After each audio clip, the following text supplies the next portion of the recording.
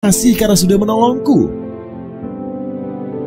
Leng Fan pun mengatakan kalau Yuan Yuan merupakan orang yang pertama kali memujinya ketika bekerja. Setelah itu Yuan Yuan malah mengeluh dengan berkata, "Sudah berakhir, penghargaan tahunanku dan bisnis miliaran dolar hilang gitu saja.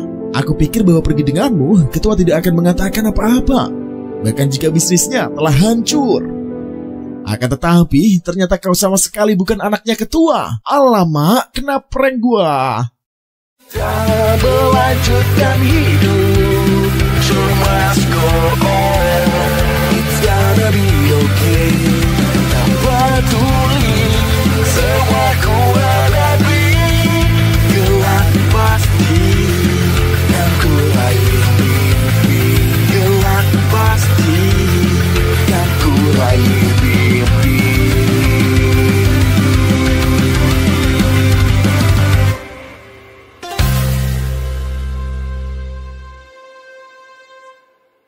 Yuan Yuan masih agak menyayangkan karena bisnis yang bernilai miliaran dolar dapat hilang begitu saja.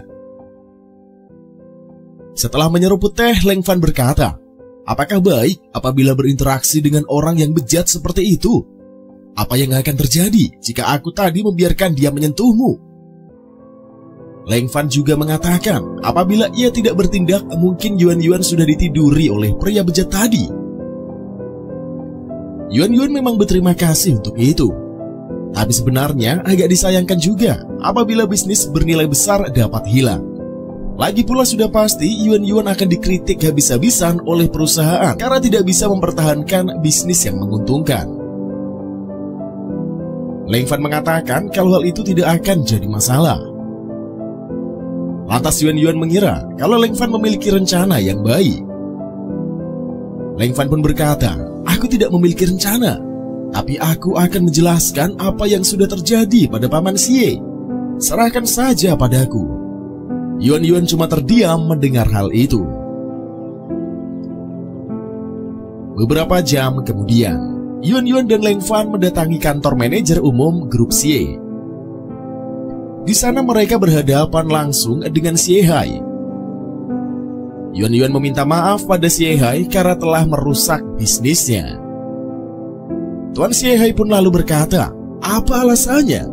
Kami telah mengikuti proyek grup Tianhu selama setengah tahun dan kalian mengacaukannya. Apa kalian ingin membuatku bangkrut?" Dan selain itu cuy, presiden grup Tianhu juga telah menghubunginya. Dia berkata kalau ada seseorang yang akan memukulnya dan harus memberikan penjelasan atas hal tersebut. Leng Fan langsung mengaku kalau dirinya lah pelaku yang memukul Tuan Tian itu. Xie Hai bertanya mengenai alasan Leng Fan telah memukul Tuan Tian. Dan Leng Fan pun menjawab, "Meskipun aku belum pernah melakukan pekerjaan yang seperti ini, tapi guruku mengatakan padaku bahwa orang yang punya pikiran buruk tidak baik untuk bekerja sama." Orang tadi ingin menyentuh pahanya manajer Yuan Yuan. Hal itu membuktikan kalau orang itu bukan manusia yang berhati baik. Setelah mendengar penjelasan dari Leng Fan, Xie Hai jadi berpikiran kalau yang dikatakan oleh Leng Fan ini memanglah masuk akal. Xie Hai jadi berpikiran kalau Leng Fan bisa melihat sifat buruk dari orang lain. Jadi Xie Hai mengira kalau Leng Fan telah menyelamatkannya dari masalah akibat bekerja sama dengan grup Tianhao. Kemudian Tuan Xie Hai menjabat tangan Leng Fan sembari berkata, "Terima kasih, untung saja tidak jadi bekerja sama dengan perusahaan itu. Ya, walaupun proyek perusahaanku berikutnya agak sedikit merepotkan, oleh karena itu aku akan senang hati jika peri kecil Leng Fan bisa membantuku." Tuan Xie Hai berpikir kalau Leng Fan ini bisa menjadi penghubung antara perusahaannya dengan perusahaan keluarga Zhou. Hal ini karena Leng Fan memiliki komunikasi yang baik dengan keluarga Zhou. Mendengar hal tersebut membuat Yuan Yuan jadi sangat terkejut. Karena proyek komunitas ekologi yang akan direncanakan itu mustahil bisa dilakukan oleh siapapun. Akan tetapi, Leng Fan menerimanya dengan mudah tanpa keberatan. Sehingga hal itu membuat Yuan Yuan jadi semakin terkejut. Yuan Yuan pun lantas berkata, Ada apa denganmu? Leng Fan, proyek ini tidak akan bisa dimenangkan dengan mudah. Aku sudah bertanya pada Zhou Group berkali-kali, tapi mereka tidak pernah menanggapinya. Leng Fan pun jadi mempertanyakan kesulitan bekerja sama dengan grup Zhou. Yuan Yuan mengatakan kalau kerjasama proyek komunitas ekologi sangatlah sulit untuk dilakukan. Bahkan Yuan Yuan berkata, bahkan kami semua tidak bisa melakukannya. Apalagi kamu cuma anak baru. Meskipun begitu, Leng Fan masih ingin mencobanya. Leng Fan juga tidak segan mengajak Yuan Yuan untuk menemaninya melakukan permintaan kerjasama. Leng Fan berpikir kalau dirinya akan bertemu dengan Zhou Jiaqi karena cewek itu pasti bekerja di perusahaan Zhou. Yuan Yuan mengantarkan Leng Fan ke perusahaan Zhou. Gedungnya sangat besar. Yuan Yuan juga mengatakan kalau seluruh gedung itu dimiliki oleh keluarga Zhou. Dibandingkan dengan perusahaan tempatnya bekerja, perusahaan Zhou tingkatannya jauh sangat lebih tinggi cuy. Bukannya mendengarkan perkataan Yuan Yuan, Leng Fan langsung menemui Pak Satpam dan bilang ke Pak Satpam itu kalau dirinya hendak mencari Zhou Jiaqi yang bekerja di perusahaan tersebut.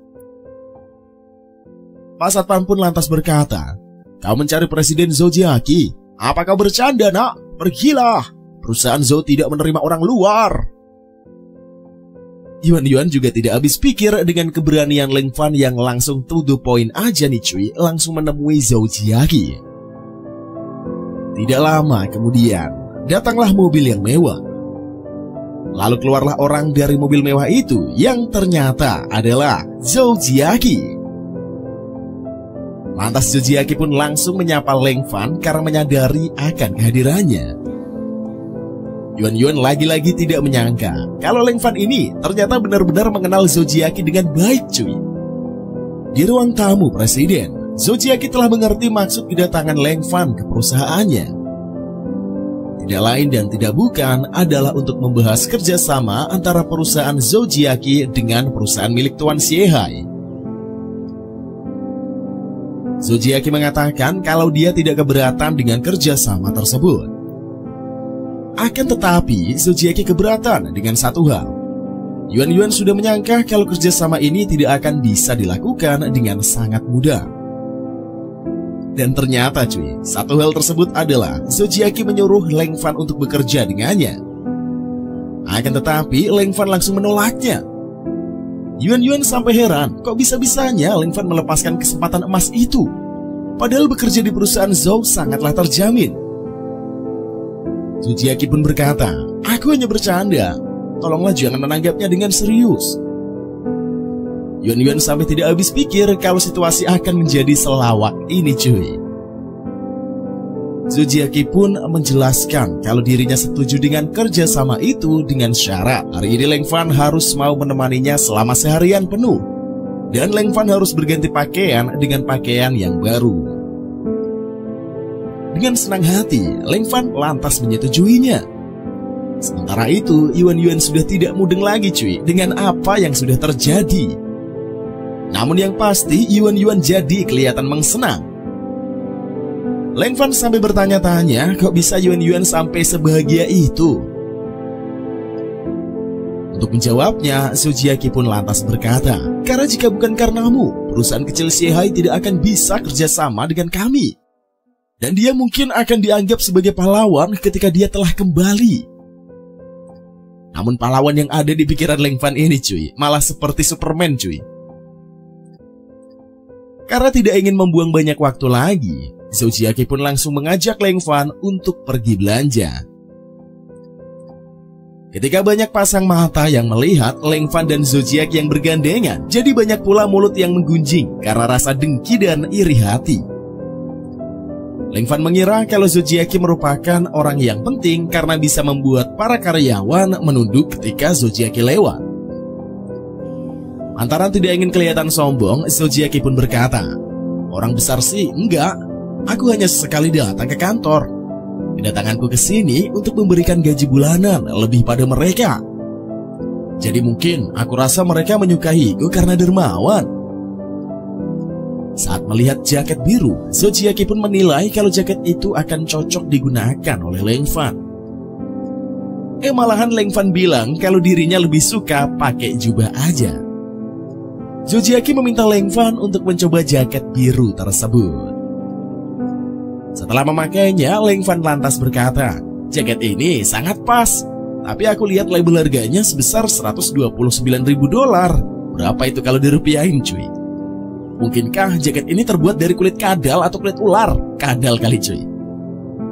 Di sisi lain, Zojiaki terpesona dengan ketampanan dari Leng Fan. Karena harganya yang sangat mehong itu, Leng Fan pun menolak untuk membayar jaket tersebut karena dirinya udah pastilah kagak mampu. Akan tetapi dengan cekatan, Zojiaki mengatakan kalau dirinya lah yang akan membayar jaket tersebut untuk Leng Fan. Dan yang pasti Leng Fan tidak boleh menolak kalau dibayarin. Ya siapa yang mau nolak, cuy? Dikasih jaket mahal kayak gitu gratis pula. Pelayan toko juga kelihatan senang karena dagangannya laku. Beberapa saat kemudian, datanglah cowok dengan model rambut jamet pink. Zaman kayak gini masih jamet-jamet aja, cuy. Ya potong mulet lah, biar kayak Jeffrey Nicole, cuy. Cowok itu menyapa Zojiaki dan berkata, "Ibumu tidak akan menyetujuimu menikah dengan pria putih kecil itu, karena akulah yang disetujui ibumu untuk menikah denganmu." Cowok rambut jamet itu bernama Liyuan. Meskipun Liyuan berkata seperti itu, Zojiaki tidak pernah setuju untuk menikah dengan Liyuan. Zojiaki tidak pernah mencintainya. Tanpa basa-basi, Liyuan malah mencari masalah dengan Leng Fan dan menuduh Leng Fan telah merayu Zojiaki. Leng Fan nampak tidak takut dengan gertakan dari Liyuan. Leng Fan justru malah berkata, "Apa kau ingin berbuat tindakan yang jahat? Meskipun begitu, aku tidak akan membiarkanmu melakukan kejahatan. Kau membeli orang yang statusnya lebih rendah darimu agar kau bisa diakui. Aku pikir kalau hidupmu benar-benar tidak baik." Liyuan malah dikasih tahu baik-baik malah semakin songong dan makin sombong. Liyuan pun memberikan Leng Fan sejumlah uang yang besar sebesar $20.000 dengan syarat tidak berada di samping Zojiaki lagi, malah dapat sogokan, cuy. Liyuan juga akan mengancam memotong tangan dan kaki Leng Fan apabila tidak mematuhi perintahnya itu. Galak betul. Dan dengan entengnya, Leng Fan berkata, "Guruku bilang kalau aku harus pintar memilih. Pakaian yang dibelikan oleh Zojiaki senilai $129.000, sedangkan kau hanya memberiku $20. Kalau begini, kau atau aku yang bodong." Alhasil Liyuan jadi semakin jengkel dan makin marah. Liyuan pun memerintahkan pengawalnya untuk menangkap Leng Fan dan melemparkannya saja dari lantai 2 agar mutiar. Para pengawal Liyuan pun turut nurut-nurut aja, cuy, karena hal itulah yang bisa mereka lakukan agar bisa dapat gajian. Baru cuma ditiup saja sama Leng Fan udah bikin pengawal Liyuan terpental semua. Vush! Dan dengan mudahnya, Leng Fan menarik Liyuan hingga membuat cowok jamet itu auto meronta-ronta. Leng Fan lantas berkata, "Kau ingin melemparku dari lantai 2? Bagaimana kalau kau mencobanya sendiri?" Karena semakin ketakutan, akhirnya pun Liyuan memohon pada Leng Fan untuk tidak melakukan hal yang semengerikan seperti itu. Saking takutnya, cuy, Liyuan sampai kecirit di celana. Wadadidaw sekali lah. Akhirnya Leng Fan melepaskan Liyuan dan tidak jadi menjatuhkannya dari lantai 2. Leng Fan juga mengancam apabila Liyuan bertindak jahat lagi, maka Leng Fan tidak akan segan-segan melakukan sesuatu yang lebih mengerikan. Bukannya taubat, Liyuan malah pergi sambil ngancam Leng Fan lagi. Zojiaki mendatangi Leng Fan dengan berkata, "Caramu mengurus orang seperti Liyuan ini sangat unik." Leng Fan pun terpaksa melakukannya karena tidak suka dengan orang yang suka mengintimidasi orang lain seperti Liyuan. Zojiaki memberitahu identitas Liyuan yang sebenarnya berasal dari keluarga Li Jinling dan bersaudara dengan Lian. Mendengar hal itu, Leng Fan jadi langsung terdiam. Sepertinya Leng Fan tidak menyangka kalau ia memiliki saudara kayak jamet. Di sisi lain, Zojiaki semakin penasaran dengan hubungan antara Leng Fan dengan keluarga Lin Jinling. Agar suasana tidak menjadi canggung, Zojiaki memecah keheningan dengan berkata, "Sudah, jangan pikirkan itu. Ayo kita pergi makan bareng aja." Dan Leng Fan pun langsung menuruti perkataan Zojiaki tanpa protes. Zojiaki selalu memikirkan dan bertanya-tanya mengapa Leng Fan begitu sangat overpower. Untuk menjawab pikiran Zojiaki, Leng Fan cuma bilang seperti ini aja cuy, yang dikatakan oleh biksu yang bernama Tuan Haitong kalau Leng Fan ini merupakan orang yang berada di tingkatan ke-6. Zojiaki lantas menyarankan Leng Fan untuk memilih divisi di organisasi yang dikelola oleh Tuan Haitong. Leng Fan juga mengira kalau usul dari Zojiaki ini terdengar sangat bagus. Tiba-tiba saja Zojiaki berpikiran kalau Leng Fan enggak keren karena jalan, belanja, dan makan dibayari oleh cewek. Tiba-tiba pula cuy, Zojiaki malah merasa baper. Sungguh cewek yang aneh orang yang satu ini. Oke lah, kita lanjut. Karena melihat perubahan warna pada Zojiaki membuat Leng Fan berpikiran kalau Zojiaki telah salah minum obat. Akan tetapi Zojiaki malah menguyal-nguyal wajah Leng Fan dan menjelaskan kalau orang normal tidak mungkin sampai salah minum obat. Leng Fan lantas berkata, "Tapi aku bukan orang normal. Ketika tugasku sudah selesai, maka aku akan kembali ke gunung." Zojiaki malah berpikiran akan lebih baik Leng Fan tetap berada saja di kota dan menjaga perdamaian dunia, karena memiliki kemampuan yang sangat OP. Bukannya menanggapi akan hal itu, Leng Fan malah bertanya tentang apa yang ingin dicapai oleh Zojiaki di dunia ini. Berbicara soal tujuan, Zojiaki bertujuan ingin menjadi wanita yang kuat. Akan tetapi, sayangnya saat ini ia masih menjalani bisnis seperti yang diinginkan oleh kakeknya. Meskipun tujuan seperti itu, Zojiaki tidak ingin mengaku pada Leng Fan. Oleh karenanya, Zojiaki cuma mengaku tidak tahu. Kemudian Leng Fan mendekatkan wajahnya dengan wajah Zojiaki. Leng Fan mengatakan kalau Zojiaki ini tidak perlu mengejar apapun untuk saat ini, karena otaknya lagi kosong. Zojiaki merasa salting dan menjauhkan diri dari Leng Fan seraya berkata, "Apa yang kau lakukan?" Leng Fan mengaku kalau ia hanya berniat untuk mengecek kepala Zojiaki. Kemudian Leng Fan pun bertanya mengenai apa yang akan mereka makan hari ini. Zojiaki menjelaskan kalau dirinya ingin makan lobster. Di tempat lain, Lian mengadakan konser. Para penggemar nampak sangat antusias dengan meneriakkan kata-kata seperti, "Lian, aku mencintaimu, jadilah istriku." Udah kayak JKT48 aja nih cuy. Lian juga merasa kalau penontonnya semakin bersemangat atas konser yang ia adakan itu. Saat konser sudah selesai, Lian ditemui oleh saudaranya yang bernama Liyuan. Jelas-jelas Liyuan mengadu soal dirinya yang habis dipukul dengan berkata, "Saudara Lian, seseorang telah memukulku." Lian tidak suka apabila reputasi keluarganya diremehkan, dan Liyuan juga semakin mengada-ada ceritanya. Kemudian datanglah seseorang pengawalnya, Lian, yang bernama Paman Qin. Dia menawarkan diri untuk mengurus orang yang telah memprovokasi Liyuan. Lian pun berkata, "Paman Qin, Liyuan mungkin hanya bertemu dengan orang biasa saja kok, sedangkan kamu adalah orang yang kuat. Jika paman membunuhnya, maka paman akan ditangkap oleh Biro Keamanan." Meskipun Lian khawatir soal hal itu, Paman Qin malah tidak peduli cuy dengan konsekuensi ditangkap oleh Biro Keamanan. Karena baginya siapapun yang berurusan dengan keluarga Li, maka akan berurusan juga dengannya dan akan menanggung akibatnya. Ngeri kali cuy.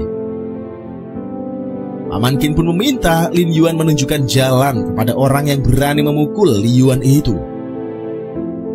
Dan Li Yuan pun dengan senang hati berkata, "Ikuti aku, Paman Qin. Dia pasti belum pergi terlalu jauh." Lian tidak habis pikir karena Li Yuan dan Paman Qin memiliki temperamen yang sama. Namun ia hanya membiarkan mereka melakukan apa yang ingin mereka lakukan. Hanya saja Lian berharap tidak ada keributan yang besar. Di tempat yang lain, Leng Fan dan Zojiaki nampaknya sedang makan ramen. Sepertinya mereka tidak jadi makan lobster.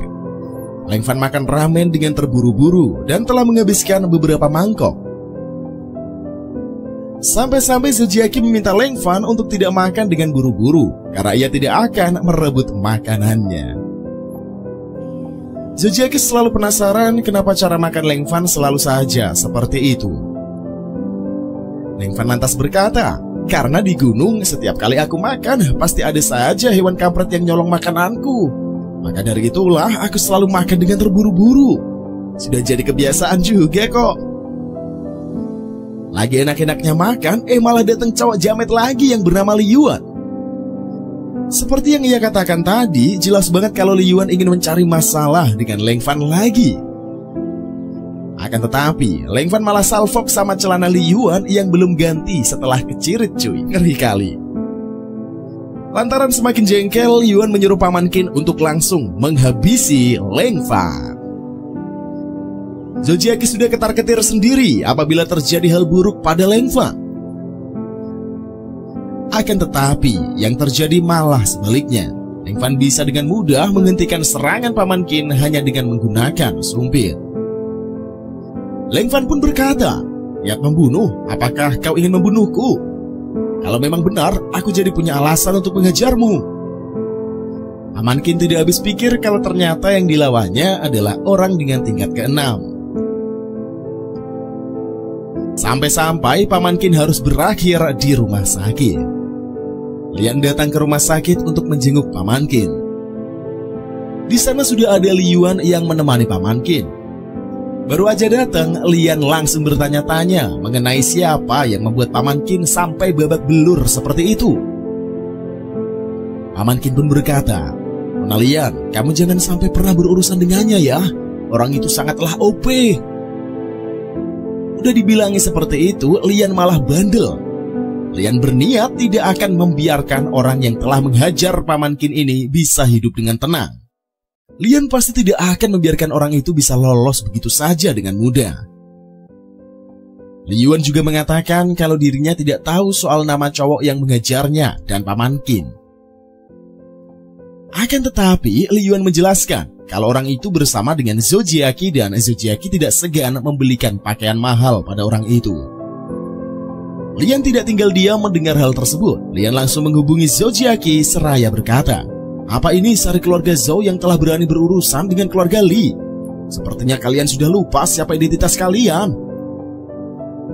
Zojiaki sudah tidak heran jika Lian akan menghubunginya. Karena bagaimanapun juga, Leng Fan sudah memukul Li Yuan dan juga Paman Qin. Lian pun berkata, "Zojiaki, kalau kamu tidak suka dengan Li Yuan, maka batalkan sajalah pernikahannya. Tapi tak aku sangka, justru kamu malah mengejarnya. Oleh karena itu, cepat serahkan yang telah mengejar Li Yuan dan Paman Qin. Kalau tidak, keluarga Li tidak akan melepaskan keluarga Zhou milikmu itu." Leng Fan pun kembali ke rumah keluarga Xie Hai. Baru aja masuk, udah disambut oleh Xie Xiaoyu. Cewek itu berkata, "Kamu sudah kembali, dan kamu juga membeli pakaian baru. Kamu sudah kaya ya? Ngomong-ngomong, kakekku juga sudah datang ke sini." Ternyata benar saja, kakeknya si Xiaoyu ini sudah sangat antusias melihat kehadiran dari si Leng Fan. Pria itu sudah tua, tapi jiwanya masih muda cuy. Bahkan dia tidak segan-segan memeluk Leng Fan seperti cucunya sendiri. Akan tetapi, Leng Fan tidak ingin dipeluk oleh kakeknya Xie Xiaoyu. Leng Fan juga menjelaskan kalau dirinya bukanlah peri kecil seperti yang dibacotin oleh si keluarga Xie. Selain itu, Leng Fan juga tidak suka dengan pria tua. Tiba-tiba saja Zojiaki datang ke rumah keluarga Xie untuk mencari Leng Fan. Zojiaki menyuruh Leng Fan untuk ikut dengannya. Leng Fan pun nurut-nurut aja. Sementara Xie Xiaoyu malah berkata, "Apakah mereka akan melakukan sesuatu yang tidak boleh aku ketahui?" Lantas kakeknya Xie Xiaoyu menyuruh Xie Xiaoyu tidak kepo soal masalah mereka. Di jalan, Leng Fan berjalan di belakang Zojiaki. Leng Fan berkata, "Apakah keluarga Li sedang mencariku untuk melakukan balas dendam karena aku sudah memukul keluarganya? Apakah dia menghubungimu karena itu?"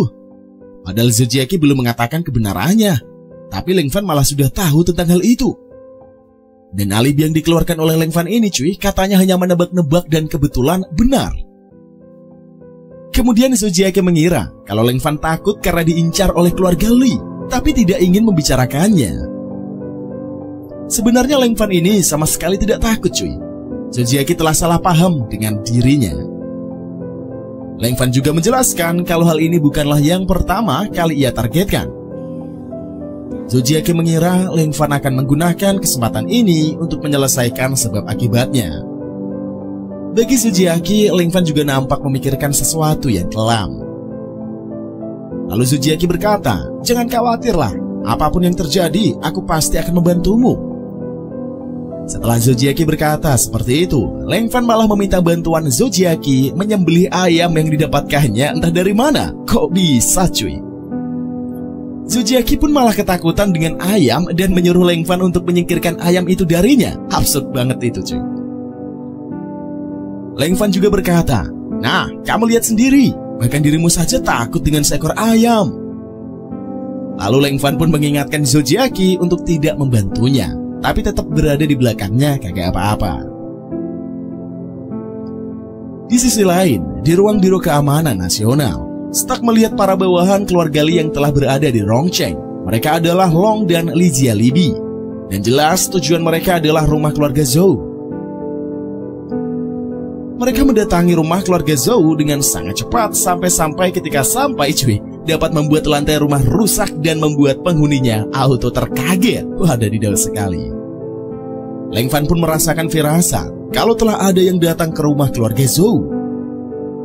Leng Fan hendak menggendong Zojiake, tapi Zojiake menyarankan untuk naik aja. Leng Fan pun menyetujuinya. Meskipun dirinya lebih cepat dari taksi, tapi apabila menggunakan teknik tersembunyinya, maka akan terlihat aneh.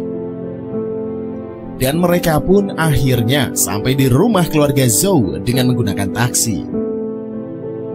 Si sopir taksi ini mengingatkan Leng Fan dan Zojiake untuk memberikannya bintang 5. Zojiake mendengar suara seseorang di dalam rumahnya. Ia pun jadi khawatir dengan kakeknya. Di dalam rumah terlihatlah si kakek yang diancam untuk menyerahkan Leng Fan. Akan tetapi kakek Zhou berkata, "Walaupun hari ini aku akan mati, aku tetap tidak akan menyerahkan Leng Fan pada kalian." Dengan tidak segan Yang Long pun melayangkan pukulannya pada kakek Zhou. Fush! Namun Leng Fan datang tepat waktu dan berkata, "Lawanmu adalah aku. Apa maksudmu dengan menindas orang tua?" Zhou mempertanyakan alasan kedatangan Leng Fan. Namun Leng Fan pun mengatakan kalau dirinya datang terlambat, pasti kepala kakek Zhou ini udah hancur terkena pukulan dari Yang Long.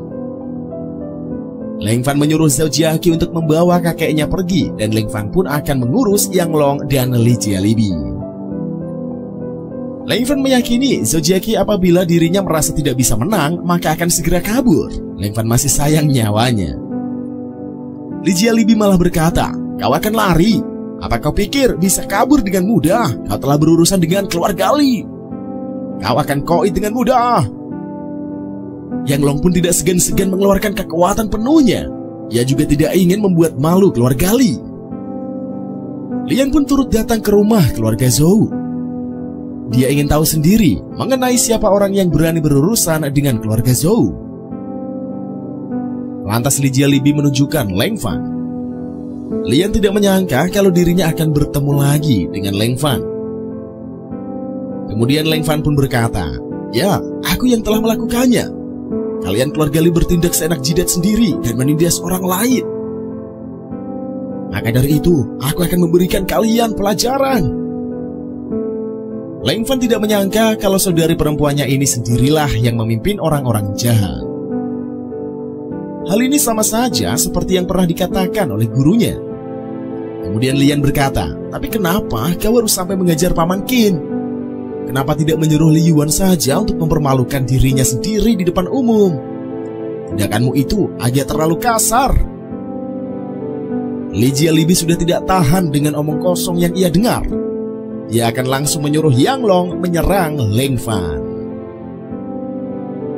Yang Long tanpa segan mengeluarkan kemampuan penuhnya untuk menyerang Leng Fan. Li Yuan pun jadi khawatir. Tapi cuy, Leng Fan malah dengan mudah bisa menangkis kekuatan yang katanya super power itu sampai membuat Yang Long tepar. Li Jielibi sampai tidak habis pikir dan meyakini kalau Leng Fan ini mungkin berada di tingkatan ke-6. Lian bernapas lega karena Leng Fan tidak kenapa-napa. Tapi kemudian ia marah lagi karena menyadari Leng Fan bukanlah keluarganya. Lantas Lian bertanya mengenai identitas dari seorang Leng Fan yang sebenarnya ini cuy. Leng Fan pun menjawabnya dengan berkata, "Aku merupakan orang yang tidak diinginkan oleh ayahnya, tidak disukai oleh ibunya, dan ditinggalkan oleh saudarinya. Maka dari itulah aku akan selalu kesepian sedari kecil. Sungguh aku menjadi bocah yang malang." Kemudian Nyonya Qin marah badai segera mengeluarkan serangan ke arah Leng Fan. Melihat tindakan bibiknya ini, Lian mencoba memberikan peringatan. "Bibi, jangan. Paman saja bukanlah lawannya," pinta Lian. Sementara Nyonya Qin dan kawan-kawan dikagetkan dengan kehadiran zombie level 4. Lantas petugas dari kelompok naga meminta Zhou Jiaqi and the gang segera melarikan diri. Karena pejuang level 4 masih dalam perjalanan, sebaiknya bagaimanapun mereka harus menjauhi si zombie. Akan tetapi, si zombie jaraknya terlalu dekat dengan Zhou Jiaqi. Tidak berapa lama, ibunya Zhou Jiaqi tiba dan ingin menghajar si zombie karena berniat melukai putrinya. Melihat situasi itu yang terlalu pelik, Leng Fan memakai teknik yang sudah lama tidak pernah dia gunakan. Secepat kilat, serangan Leng Fan melesat menembus otak si zombie itu cuy, hingga KO. Di kesempatan itulah Leng Fan menggoda Zhou Jiaqi. "Apa kamu takut sampai kamu ngompol di celanamu?" Tanya Leng Fan yang ngaco-ngaco aja nih cuy. "Diam kamu," balas Zhou Jiaqi yang mengkesang. Lantas keluarga Li dan keluarga Zhou heran akan identitas seseorang Leng Fan ini yang kekuatannya udah setara dengan dewa. Meski tahu kekuatan Leng Fan berada di atasnya, Nyonya Qin masih bersikap keras kepala. "Kamu kuat dan kami bukan lawanmu. Meskipun begitu, keluarga kami lebih baik mati daripada kehilangan martabat," ujar Nyonya Qin. "Martabat yang dibangun dari intimidasi orang lain adalah harga diri yang konyol," balas Leng Fan. Lantas Lian pun menjelaskan kepada Nyonya Qin kalau Li Yuan ini orang yang pertama kali mencari gara-gara dengan Leng Fan.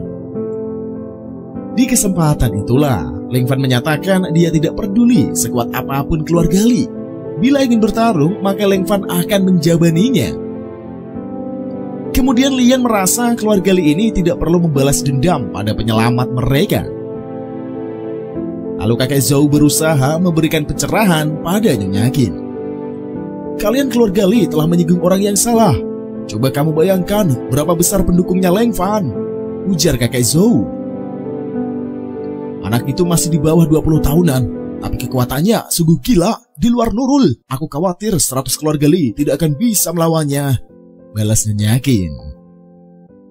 Kemudian Yuan merasa senang si grup mendapatkan nota kerjasama dari grup Zhou. Menurut Leng Fan, semua itu berkat usaha si Yuan dan Leng Fan yang tidak melakukan apapun. Melihat Yuan yang ingin memeluknya, Leng Fan menyatakan penolakannya. "Menjauhlah dariku, nanti pakaian baruku bisa kotor oleh make upmu itu," pinta Leng Fan. Soalnya baju Leng Fan pernah terkena lipstik Xie Xiaoyu. Untuk menghilangkan nodanya, Leng Fan pun harus memakai kekuatannya. Baru itu bisa bersih. Makanya Leng Fan tidak ingin kejadian yang serupa berulang lagi. Kemudian Tuan Xie menyerahkan proyek kerjasama dengan grup Zhou pada Leng Fan. Sontak saja Yuan mati kutu mendengarkan kabar tersebut. Tidak hanya itu saja cuy, yang membuat Yuan kaget ini, dia harus menjadi asisten bagi Leng Fan. Di kesempatan itulah Leng Fan membujuk Yuan. "Saudari Yuan, aku tidak mengerti dengan pekerjaan bisnis. Kamu bisa membantuku. Jadi ya, setuju ya?" pinta Leng Fan. "Oke deh," balas Yuan. Setelah itu Yuan Yuan mengajak Leng Fan pergi ke pesta untuk makan malam yang tentunya dibuat oleh departemen mereka. Namun Leng Fan menolak ajakan Yuan Yuan karena masalah kantong nih cuy. Kagak punya duit cuy. Tapi aku tidak punya uang, ujar Leng Fan. Kau tidak perlu membayar, balas Yuan Yuan. Karena tidak perlu mengeluarkan kocek, Leng Fan pun bersedia datang. Melihat keduanya yang pergi berlalu membuat Zojiaki merasa iri sekaligus mengkesal. Aku ingin pergi makan malam dengan Leng Fan. Semua pria ya sama saja. Selama wanita cantik menemani, mereka pasti akan mau pergi kemana saja, ujar Zojiaki yang menggerutu. Lalu di pesta geng cewek, mereka pada bersulang sebagai tamu penghormatan akan bantuan besar yang diberikan oleh Leng Fan. Berkat Leng Fan, mereka jadi mendapat kerjasama dari perusahaan yang besar. Di tengah pesta, Zojiaki menjemput Leng Fan. Sontak saja, geng cewek pada terkaget, tapi mereka yakin tujuan Zojiaki ini adalah Leng Fan. Lantas Zojiaki mengeluhkan soal peserta yang menghadiri pesta. Apa kau senang makan dan minum dengan banyak orang yang terdiri dari kaum hawa? Tanya Zojiaki yang mengkesan. Iya, balas Leng Fan menggunakan wajah polos membuat Zojiaki menggerutu jengkel. Entah kenapa, Zojiaki merasa kesal bila Leng Fan nongki sama cewek lain. Hal itu membuat Zojiaki dilema akan perasaannya. Ada apa denganku? Memangnya dia siapa? Zojiaki, tenanglah, dia hanya menolongmu beberapa kali, gumam Zojiaki. Lalu Leng Fan menanyakan tujuan Zojiaki yang mengajaknya untuk pergi. Lantas Zojiaki memberitahukan kalau kakeknya sudah menyiapkan daging domba utuh khusus untuk Leng Fan. Setibanya di sana, Leng Fan dan kakek Zhou makan dengan semangatnya. Sementara Xiao Xiao, rekan sekantor Leng Fan, disergap oleh lelaki hidung belang. Setelah memuaskan hasrat, si cantik diubah menjadi zombie. Di rumah keluarga Zhou, nampak Leng Fan yang kekenyangan. Karena hari sudah larut, disitulah Lan meminta Leng Fan menginap di rumahnya. Akan tetapi tempat istirahat Leng Fan ini cuy berada di suatu ruangan sama Zojiaki. Sehingga Zojiaki pun protes akan tindakan emaknya ini. Ternyata si emak punya tujuan untuk mendekatkan putrinya dengan Leng Fan. Percayalah, aku dan ayahmu dulu bisa dekat dengan cara yang seperti ini, ujar si Tulan yang penuh keyakinannya. Akan tetapi, si Tulan salah mengira Leng Fan bukan seperti pria yang kebanyakan. Tanpa mikir ini dan itu, Leng Fan tidur begitu saja. Sontak saja, ibu dan anak terkaget-kaget sekaligus merasa heran. Tapi kupikir anak ini tidak sepintar ayahmu dulu, gumam si Tulan untuk menenangkan putrinya. Di tengah malam, Leng Fan yang tidur nyenyak mendapat informasi soal Xiao Xiao, teman sekantor mereka, yang mati dengan cara yang mengenaskan. Melihat Leng Fan yang terbangun malam-malam, Zojiaki keheranan. Setelah mendengar kabar buruk tentang Xiao Xiao, Leng Fan langsung tancap gas turun dari lantai 3, membuat Zojiaki terkaget. Ketibanya Leng Fan di TKP, Yuan Yuan curcol betapa malangnya nasib keluarga Xiao. Sementara polisi melihat kejanggalan pada tubuh korban, kemudian Leng Fan menyuruh Yuan Yuan untuk pulang duluan. Namun Yuan Yuan tetap ingin berada di sana sampai keluarga Xiao Xiao tiba. Akan tetapi cuy, Leng Fan tetap memaksa Yuan Yuan untuk pergi karena bakal ada kejadian yang mengerikan di sana. Kemudian zombie Xiao Xiao ini menyerang polisi. Lantas Leng Fan pun segera menghentikan aksi penyerangan yang dilakukan oleh Xiao Xiao. Lalu Leng Fan menasihati polisi itu untuk tidak terlibat. Jangan mendekat kalian tidak akan bisa melawannya. Kemudian petugas keamanan dari kelompok naga meminta Leng Fan menyerahkan masalah Xiao Xiao pada mereka. Akan tetapi Leng Fan tidak mengizinkan, karena Xiao Xiao adalah rekan kerjanya. Dari situlah petugas tahu kalau Leng Fan ingin melibatkan diri di penyelidikan. Di benaknya cuy, Leng Fan yakin semua ini adalah takdir. Saat di pesta, Xiao Xiao sangat menghormati Leng Fan. maka sebagai balasannya Leng Fan akan mengembalikan martabat Xiao Xiao. Di kesempatan itulah Guo Xiang memberitahukan bahwa pelaku bukanlah orang biasa, dia pembawa racun maya. Lalu Guo Xiang menceritakan cara pelaku melaksanakan aksinya. Kami menduga bahwa itu adalah virus yang dibawa oleh laki-laki. Caranya menyuntikkan virus ke perempuan melalui sarana hubungan seksual, ujar Guo Xiang menjelaskan. Didasari cara membunuh korban-korbannya, petugas yakin kalau pelaku ini merupakan kultivator iblis. Lalu petugas memperlihatkan pelaku kejahatan yang tertangkap oleh rekaman CCTV. Setelah mengetahui dalangnya, Leng Fan bersiap membalaskan dendam Xiao Xiao. Akan tetapi, Guo Xiang tidak mengizinkan Leng Fan, si warga sipil ini, ikut turut campur menindak si pelaku. Menurut bawahannya, Leng Fan bukanlah orang biasa, jadi bisa ikut dalam misi penumpasan si penyebar virus zombie. Di kesempatan itulah cuy, Guo Xiang memberikan syarat jika Leng Fan mau diturut sertakan di dalam misi. Kamu harus bergabung dengan kelompok naga kami, ujar Guo Xiang. Kemudian Guo Xiang memberitahukan dirinya ini merupakan seorang wakil direktur Biro Keamanan dan Organisasi Naga. Dia berharap Leng Fan menerima tawarannya untuk bergabung menjadi bagian dari tim. Akan tetapi Leng Fan menolak secara tegas. Tidak, terima kasih. Aku bisa melakukannya tanpa bantuanmu, ujar Leng Fan. Sontak saja cuy, bawahannya Guo Xiang pun kaget. Padahal Leng Fan diundang secara pribadi ke organisasi. Bukannya hanya orang yang berperingkat saja yang bertanggung jawab atas suatu wilayah baru boleh mendaftar jadi anggota. Lalu Leng Fan pun memberikan peringatan pada Guo Xiang and the gang untuk tidak ikut campur. Bila memaksa akan menyebabkan hal yang tidak diinginkan bakal terjadi. Sekilas Guo Xiang dapat melihat besarnya kekuatan yang dimiliki oleh Leng Fan. Hal itu memberikan tekanan psikis pada Guo Xiang. Sementara itu, para pelaku berencana mencari mangsa baru. Di kesempatan itulah, si copet memohon pada ketua geng kalau dia ingin menjadi orang pertama yang mencicipi target. Permintaan itu mendapatkan kecaman dari ketua geng. Kau mau yang pertama? Kau pikir kau siapa? Ujar ketua geng yang mengkesal. Tentu saja, aku harus pertama, balas si copet yang ngotot. Kekeras kepalaan copet membuat kepalanya berpisah dari tubuhnya. Ngeri kali cuy.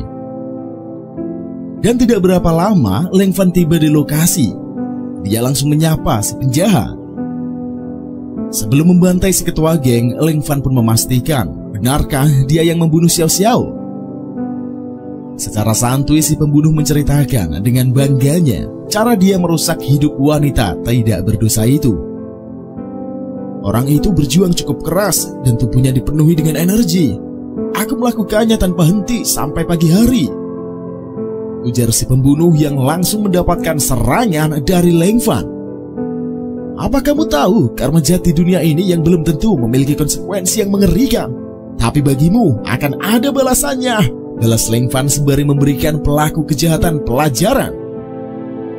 Merasa terancam, si penjahat mengaku kalau dia adalah anggota dari keluarga Zhao. Namun Leng Fan tidak peduli, ia terus melayangkan serangan. Kemudian penjahat mengancam kalau patriark keluarga Zhao akan menghancurkan Leng Fan bersama rekan-rekannya. Akan tetapi Leng Fan tidak peduli cuy, ia terus melakukan hantaman. Leng Fan tidak akan membiarkan pelaku bereinkarnasi. Di kesempatan itulah pembunuh memohon pengampunan karena dia tidak bisa melarikan diri. Lepaskan aku mohon, di kehidupan berikutnya aku pasti akan menjadi orang yang baik. Tuan tolong, ucap si botak yang memelas. Aku sudah mengatakannya, aku tidak akan pernah membiarkanmu bereinkarnasi, balas Leng Fan sembari mengeksekusi musuh itu secara brutal. Kemudian Guo Xiang datang menghampiri Leng Fan. Dengan memasang wajah yang polos, Leng Fan pun menyatakan kalau kematian si dalang kejahatan ini bukanlah ulahnya. Aku hanya lewat, tiba-tiba kepalanya meledak. Aku tidak tahu apa yang terjadi kepadanya, ujar Leng Fan. Sontak saja Gu Xiang terkaget mendengar omong kosong tersebut. Di situasi demikian, Gu Xiang dapat merasakan aura membunuh Leng Fan dikondensasikan menjadi substansi. Takutnya prajurit kelas 1 sekalipun tidak akan mampu mengalahkan Leng Fan. Melihat bakat Leng Fan, ingin sekali Gu Xiang merekrutnya jadi bagian dari Biro Keamanan maupun grup naga. Lantas Gu Xiang menyatakan Leng Fan tidak perlu khawatir soal mayat para penjahat. Mendengar ucapan Gu Xiang membuat Leng Fan terheran-heran. "Hah, apakah kau benar-benar percaya apa yang aku katakan? Aku bahkan tidak bisa menipu guruku sekalipun," ujar Leng Fan yang naif mengira Gu Xiang ini yakin akan kebohongannya. Mari kita tidak membicarakan hal itu dulu. Leng Fan, ikuti aku. Kelompok naga kami akan mengurusi mayat-mayat itu," balas Gu Xiang yang tidak mau memperpanjang bacotan ngaco dari si Leng Fan. Sementara cuy, kelompok naga sudah tiba. Mereka kaget melihat betapa tragisnya kematian dalang kejahatan. Pantas saja selama ini organisasi tidak bisa menangkap si pelaku yang merupakan cabang dari keluarga Zhao. Terlebih lagi pelaku berlatih mayat Qi dan juga seorang tuan muda. Namun si pelaku ini bisa mati dengan mudah hanya di tangan bocah seperti Leng Fan. Emang sungguh gigi Leng Fan ini cuy. Sedangkan Leng Fan and the gang berada di kedai teh. Situasi di sana membuat Leng Fan curiga kenapa bisa ada kedai teh yang buka di tengah malam. Lantas Gu Xiang menjelaskan kalau itu tempat rahasia dari organisasinya. Bisa dikatakan lokasi tersebut tersembunyi dari dunia luar. Jadi tidak bakalan ada orang yang memata-matai mereka. Lalu Gu Xiang memastikan tahukah Leng Fan siapa yang ia bunuh. Lantas Leng Fan memberikan jawaban menurut keburukan si pelaku, bukan berdasarkan dari latar belakang keluarga. "Tentu saja aku tahu, dia adalah orang jahat, maka dia harus mati untuk menebus kejahatan yang telah dia lakukan. Dan aku baru saja menghukumnya," balas Leng Fan yang penuh dengan keyakinannya. Di kesempatan itulah Gu Xiang ingin memberikan pencerahan tentang identitas si pelaku kejahatan. "Kau baru saja membunuh seseorang dari keluarga yang patriarkinya menembus alam bawaan. Takutnya mereka tidak akan melepaskanmu," ujar Gu Xiang yang menegaskan konsekuensi dari berurusan dengan keluarga Zhao. "Mereka ingin mengejarku. Kata guruku, jika tidak bisa mengalihkan mereka, aku hanya perlu memukul mereka jadi bubur," balas Leng Fan. Mendengar bacotan itu membuat Gu Xiang terkaget. Tidak disangka guru Leng Fan ini mengajari muridnya dengan pemikiran yang nyeleneh.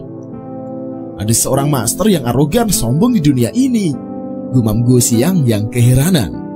Ternyata hal itu hanyalah kebohongan yang Leng Fan ucapkan. Ternyata cuma bacot doang cuy. Faktanya sang guru jarang bicara, jarang berkelahi dan mereka hidup di pegunungan. Hehe, bisa aja nih cuy.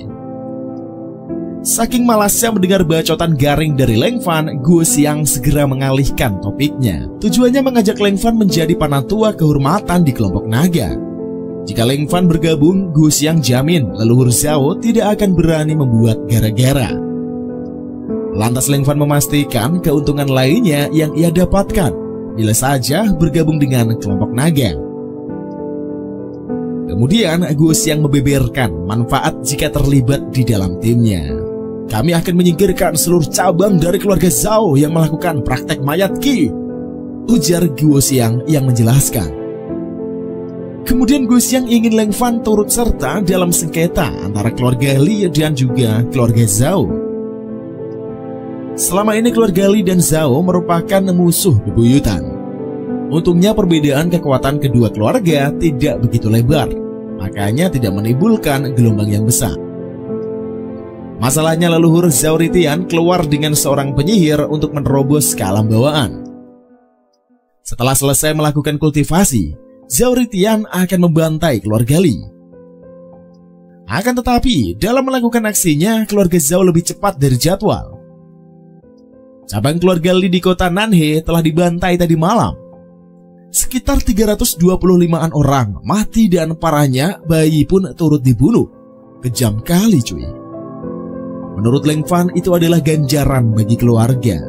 Tapi tetap sajalah Gu Xiang tidak bisa membiarkan hal itu terjadi. Kelompok naga ada untuk menjaga stabilitas dan harmoni. Jadi mereka tidak bisa membiarkan pembantaian besar-besaran dilakukan. Balas Go Xiang akan statement dari Leng Fan. Lalu Leng Fan menyatakan penolakannya untuk terlibat perseteruan kedua keluarga. Baginya ada sebab akibat dari musibah yang menimpa keluarga Li itu. Mungkin keluarga Li pernah melakukan kejahatan yang membuat keluarga Zhao balas dendam. Sontak saja Go Xiang kaget. Leng Fan menolak jabatan sebagai panatua dan tidak mau kerjasama. Kemudian, di Xie Group para karyawan berduka akan kematian dari Xiao Xiao. Di momen itulah Yuan Yuan memberitahukan tentang laporan polisi terkait pembunuh Xiao Xiao, di mana sang pelaku dipukulin sampai mati. Kemudian Yuan Yuan memberikan pesan ancaman yang diterima oleh keluarga Xiao Xiao. Anakku mati karena putrimu, aku akan menghancurkan seluruh keluargamu. Isi surat yang dibuat oleh ayahnya, si pembunuh Xiao Xiao. Lalu Yuan menyatakan betapa malangnya keluarga Xiao Xiao ini cuy. Mereka sudah kehilangan putrinya dan kini malah diancam secara sadis. Lantas Leng Fan mengatakan kepada Yuan Yuan dia yang akan menangani si pengirim ancaman tersebut. Sontak saja Yuan Yuan kaget Leng Fan berani melawan kultivator. Sambil melangkah pergi, Leng Fan mengkritik betapa tidak adilnya dunia ini. Orang-orang biasa tidak memiliki perbuatan jahat dalam hidup, tapi tetap terkena pengaruh dari kejahatan orang lain. Di dasar real itulah, Leng Fan telah membuat keputusan dalam hidupnya. Ciamik betul cuy, kata-kata mutiaranya ini cuy. Oke lah, kita lanjut. Maka sekarang aku tidak akan memperdulikan sebab akibat dan aku akan menanggung semua konsekuensinya sendiri, ujar Leng Fan dengan penuh keyakinan. Di kesempatan itulah Leng Fan meminta izin pada gurunya akan menggunakan mantra yang diberikan oleh beliau. Dengan kekuatan itulah Leng Fan dapat menemukan si pelaku kejahatan. Sementara di pegunungan kelompok naga yang sedang memata-matai cabang keluarga Zhao. Akan tetapi dalam sekejap formasi mereka pun auto luluh lantah karena ada angin kencang yang mendera barisan naga. Begitu menyadari sumber badai angin yang berasal dari Leng Fan, membuat pimpinan kelompok naga auto tercengang badai. Bukankah itu Leng Fan? Larinya sangat cepat sekali, ujar pimpinan kelompok naga yang terkaget. Berdasarkan perintah pimpinan, para anggota bergegas menuju ke atas bukit. Sementara ayahnya si dalang pembunuh Xiao Xiao merencanakan pembalasan dendam akan kematian anaknya itu. Dia heran, bukan pertama kalinya si anak pembunuh, tapi mengapa dia harus bernasib tragis seperti itu? Setelah mengatakan itu, ayah dari pembunuh mengeluarkan dekret. Malam ini, ikuti aku untuk membunuh semua orang di keluarga Xiao. Jangan biarkan seorang pun hidup. Perintah si bos yang ingin melampiaskan kemarahannya. Siap bos, balas anak buahnya. Mendadak Leng Fan nongol dan menyatakan ayah si pembunuh tidak layak melakukan pembalasan dendam. Disitulah Leng Fan langsung menjerat targetnya. Lalu Leng Fan menyatakan penyesalannya karena terlambat menindak anggota keluarga Zhou. Sayang sekali aku tidak menemukan kalian sebelumnya. Kalian tidak pantas untuk hidup di dunia ini, ujar Leng Fan yang merasa muak melihat gelagat dari si penjahat. Kemudian anggota si bos mengancam akan mencabik-cabik Leng Fan dengan zombie bila tidak melepaskan atasan mereka. Melihat Leng Fan yang tidak takut pada ancaman, bos memohon pengampunannya. Bahkan bos berjanji tidak akan mengusik keluarga Xiao. Namun Leng Fan tidak memaafkan dan dia segera memecah kaki dan tangan bos penjahat. Lalu Leng Fan menyerahkan para krocok keluarga Zhao pada kelompok naga. Sebelum pergi, Leng Fan menyatakan kalau dia akan membawa tubuh bos penjahat bersamanya. Di momen itulah Leng Fan meminta pimpinan menyampaikan pada Go Xiang kalau dia bersedia menjadi tetua dalam kelompok naga. Setelah itu, pimpinan memberitahukan detail kejadian di gunung kepada Go Xiang. Gulau Leng Fan berjanji akan menjadi penatua kehormatan kita, tapi dia membawa patriark keluarga Zhao, ujar pimpinan. Biarkan dia melakukan apapun yang diinginkan. Umumkan kepada seluruh anggota, tidak ada yang boleh mengganggu tindakan Panatua Leng Fan, perintah Go Xiang. Sementara Leng Fan menginterogasi bos penjahat. Dari hasil investigasi itulah, bos penjahat tidak merasa berdosa akan perilaku buruknya.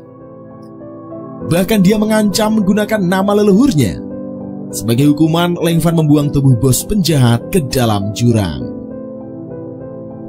Berdasarkan kejadian tersebutlah Leng Fan menyadari bahwa sebab akibat tidak akan ada akhirnya.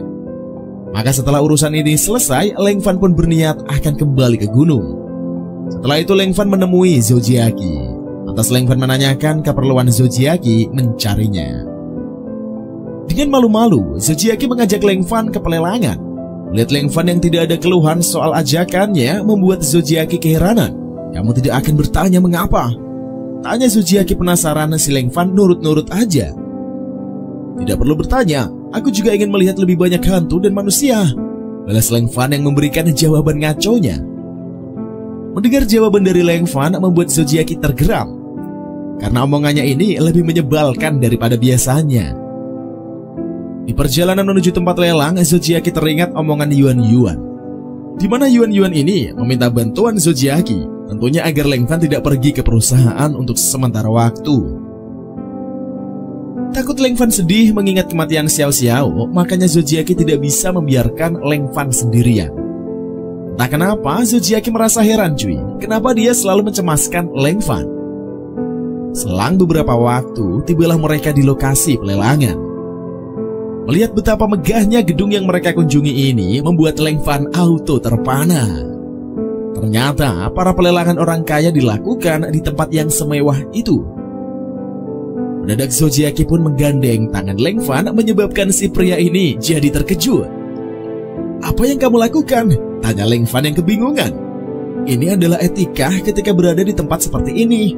Kita harus mengikuti aturannya," balas Zojiaki. Dan kalau kalian masih penasaran dengan bagaimana kelanjutannya cuy, silahkan komen aja di kolom komentar. Jangan lupa juga cantumkan nama kalian dan asal kota kalian biar Mimin bisa sapa di opening selanjutnya. Oke lah, terima kasih yang menonton dari awal sampai akhir cuy. Nyalakanlah loncengnya biar kalian selalu menjadi yang pertama setiap kita upload video baru. Pokoknya kita akan upload sejaman cuy, tapi juga sabar dulu cuy, karena produksinya lumayan berat banget cuy. Tapi walaupun seperti itu, kalau kalian beri semangat untuk kita pasti akan upload setiap hari 1 jaman untuk menghibur kalian semuanya. Hehe, sampai ketemu lagi, masih bersama Mang OP, hanya di channel Mang OP lah. Oke lah, see you in the next video and bye-bye. Waktu yang tak terganti, cita-cita yang pernah ada. Lepaskan semua luka yang tak terlupa, kelak mimpikan jadi nyata. Kelak mimpikan jadi nyata.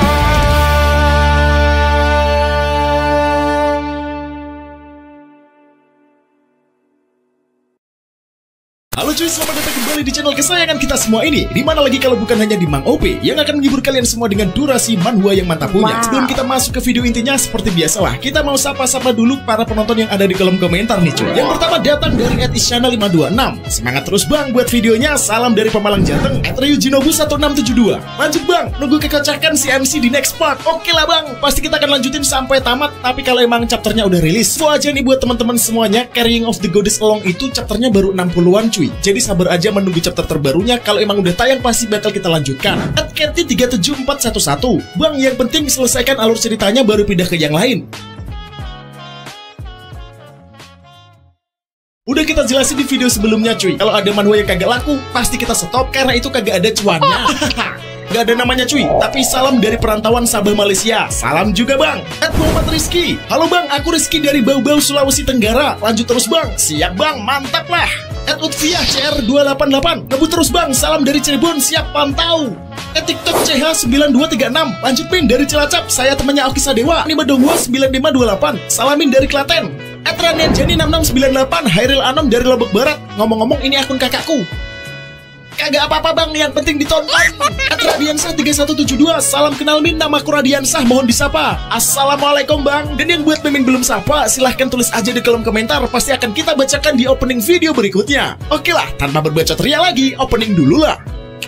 Tak melanjutkan hidup, so must go on. It's gonna be okay.